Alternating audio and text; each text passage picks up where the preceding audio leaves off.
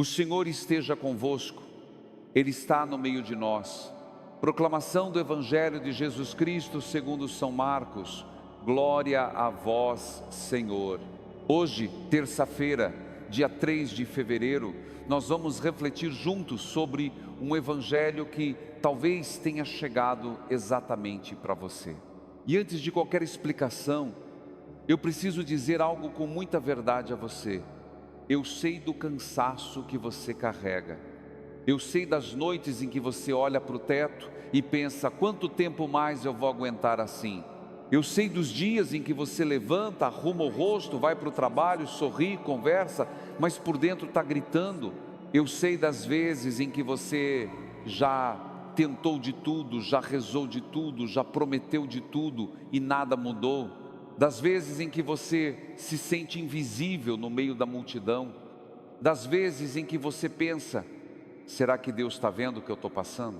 Das vezes em que você tem medo de esperar de novo, porque já se decepcionou tanto, que agora nem coragem de sonhar você tem mais. Eu sei da ferida que ninguém vê, daquele problema que já dura tanto tempo que você nem conta mais para os outros, porque você já cansou de ouvir vai passar, tenha fé, Deus sabe o que faz. Você sabe que Deus sabe, mas você também sabe do medo, você sabe da solidão, você sabe do cansaço de acordar todo dia e carregar o mesmo peso.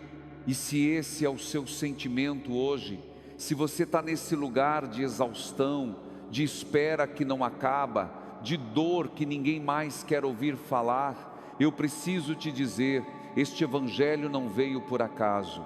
Ele veio exatamente para você, para esse seu coração cansado, para essa sua fé que está quase apagando, para você que ainda está aqui, mesmo sem forças, mesmo sem respostas. O Evangelho de hoje começa assim: aproximou-se então um dos chefes da sinagoga, chamado Jairo. Quando viu Jesus, caiu a seus pés e pediu com insistência: minha filhinha está nas últimas. Nas últimas, você já se sentiu assim? Nas últimas, como se não tivesse mais tempo, não tivesse mais chance, não tivesse mais jeito. Jairo era um homem importante, um líder religioso, alguém que todo mundo respeitava, mas nada disso importava mais, porque quando é a sua filha que está morrendo, quando é a sua vida que está desmoronando, quando é o seu coração que está nas últimas, título não resolve, posição não cura, prestígio não salva. E aqui vem o primeiro recomeço desse Evangelho. Quando você diz não tem mais jeito, Jesus diz vem.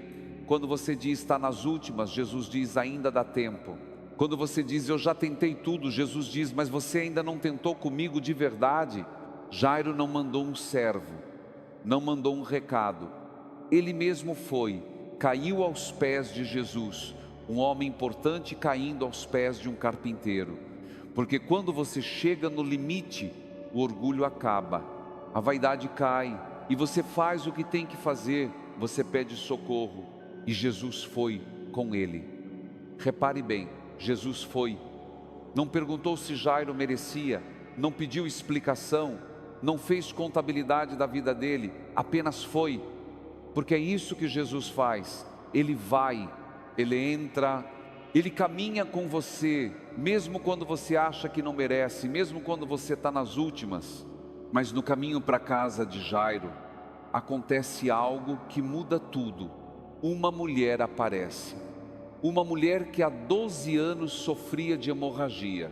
12 anos, você consegue imaginar? 12 anos levantando todo dia, sabendo que aquele dia ia ser igual ao anterior. 12 anos gastando tudo que tinha com médicos que não resolviam nada. 12 anos piorando em vez de melhorar. 12 anos sendo tratada como um problema que ninguém conseguia resolver. E sabe o que é pior? Não era só doença física, era a exclusão, era a solidão, era acordar todo dia sabendo que você não podia abraçar ninguém, não podia sentar na mesa com sua família, não podia ir ao templo, você era considerada impura, e tudo que você tocava ficava impuro também. Imagine viver 12 anos assim, 12 anos sem um abraço, 12 anos sem poder tocar na mão de alguém que você ama, 12 anos sozinha com a sua dor. E o Evangelho diz que ela aproximou-se dele por detrás, no meio da multidão, e tocou na sua roupa por detrás, escondida, porque ela não podia aparecer. Ela era considerada impura. Ela não tinha direito de tocar em ninguém. Se alguém descobrisse, ela podia ser apedrejada, mas ela não se importou. Porque quando você chega no limite, quando você já tentou tudo e nada funcionou, quando você já não tem mais nada a perder, você faz o que tem que fazer. Ela vivia excluída, sozinha, invisível, mas ela ouviu falar de Jesus, e alguma coisa dentro dela disse: se eu ao menos tocar na roupa dele, ficarei curada. Se eu ao menos tocar, nem precisava que Jesus olhasse para ela, nem precisava que Jesus soubesse dela, nem precisava que Jesus parasse. Só tocar, só chegar perto, só um gesto pequeno, escondido, quase imperceptível, de fé que ainda restava. E sabe o que aconteceu? A hemorragia parou imediatamente. 12 anos de sofrimento, 12 anos de exclusão, 12 anos de gastar tudo e não conseguir nada, 12 anos de médicos que fizeram ela sofrer ainda mais. E bastou um toque de fé num momento de desespero, um toque que ela nem sabia se ia funcionar, mas que era tudo o que ela ainda tinha para dar. Era o seu último recurso, a sua última tentativa, o seu último fio de esperança. E aqui você precisa entender quem é o Deus que nós servimos. Quantas vezes você já tocou em Jesus assim, escondido, com vergonha, com medo? Quantas vezes você já rezou quase sem voz, pensando: será que Ele vai me ouvir mesmo do jeito que eu estou? Quantas vezes você já chegou perto dele por trás, porque você não se sentia digno de chegar de frente? E o que Jesus faz? Ele para no meio da multidão, com todo mundo apertando ele de todo lado, com urgências, com pedidos, com gente importante esperando, com Jairo desesperado ali do lado esperando ele chegar logo na casa dele para salvar a filha que está morrendo. Jesus para e pergunta: quem tocou em mim? Os discípulos até acharam estranho: mestre, tem tanta gente te apertando e você pergunta quem tocou? Mas Jesus insistiu, porque ele sabia, ele sentiu. Não foi um toque qualquer, foi um toque de fé, foi um toque de desespero, foi um toque de quem não tinha mais nada, mas ainda tinha um fio de esperança. Porque para Jesus, você nunca é mais um na multidão, você nunca é invisível, você nunca é menos importante que o outro, você nunca é pequeno demais para o Deus se importar, mesmo escondido, mesmo envergonhado, mesmo achando que não merece, mesmo achando que tem gente com problemas maiores. Quando você toca nele, ele sente, ele para, ele procura você, ele quer te olhar nos olhos, ele quer te chamar de filha, de filho. Ele quer te devolver a dignidade que o mundo tirou de você. Esse é o Deus que não faz contabilidade de pecado, que não fica medindo se você merece ou não, que não espera você ficar perfeito para te abraçar, que entra na sua impureza, na sua bagunça, no seu cansaço e diz: filha, a sua fé te curou, vai em paz. E antes de continuar, eu quero fazer um convite para você. Se você está acompanhando essa reflexão hoje, ative o sino aqui do canal, porque todo dia mesmo a gente vai estar aqui junto acompanhando o Evangelho do dia. E eu acredito que ninguém deveria atravessar esse começo de fevereiro sozinho, ninguém deveria carregar o peso da vida sozinho. Então eu te convido, deixa aqui nos comentários o seu nome, ou uma palavra, uma intenção que está no seu coração. Pode ser perdão, pode ser recomeço, pode ser luz, pode ser paz, pode ser coragem, pode ser cura. Não importa, o que importa é que você não está sozinho. e que a gente vai rezar uns pelos outros, como uma família que caminha junta, mesmo sem se conhecer pessoalmente. Deixa aqui o seu nome ou a sua intenção, porque Deus vê e nós também vamos ver e vamos caminhar juntos. Eu quero contar para você uma história que me marcou muito. É a história de Dona Maria das Graças, 67 anos, de Belo Horizonte, Minas Gerais. Ela me procurou depois de uma missa há alguns anos e contou que estava há 15 anos com uma depressão profunda, 15 anos tomando remédio, fazendo terapia, tentando de tudo. Ela tinha perdido o marido, tinha perdido o filho num acidente, e a vida dela tinha virado uma sucessão de dias iguais, sem cor, sem sentido. Ela me disse que tinha vergonha de rezar, porque ela achava que Deus tinha se esquecido dela, que talvez ela tivesse feito algo de errado e por isso estava sendo castigada. Ela ia na missa todo domingo, mas ficava lá no fundo, escondida, porque ela não se sentia digna de se aproximar. Até que um dia, numa missa de terça-feira de manhã, quase vazia, ela ouviu esse evangelho, o evangelho da mulher com hemorragia, e ela disse que algo dentro dela quebrou, porque ela se viu naquela mulher escondida, com vergonha, com medo, mas ainda com um restinho de fé que dizia: se eu ao menos tocar. E sabe o que ela fez? Ela se levantou no final da missa, foi até o sacrário, tocou com a mão no altar e sussurrou: Senhor, se ao menos eu tocar, eu vou ficar curada. Ela me contou isso chorando, e ela disse uma frase que eu nunca vou esquecer: Padre, a cura não veio no mesmo dia, mas a paz veio. E quando a paz vem, a cura já começou. Essa pessoa não falou de milagres espetaculares, falou de paz, de um toque simples, de uma fé que ainda estava viva, mesmo depois de 15 anos de escuridão. E o evangelho continua. Enquanto Jesus ainda estava falando com a mulher, chegaram pessoas da casa de Jairo e disseram: sua filha morreu, não precisa mais incomodar o mestre, não precisa mais incomodar. Você já ouviu isso? Já sentiu isso?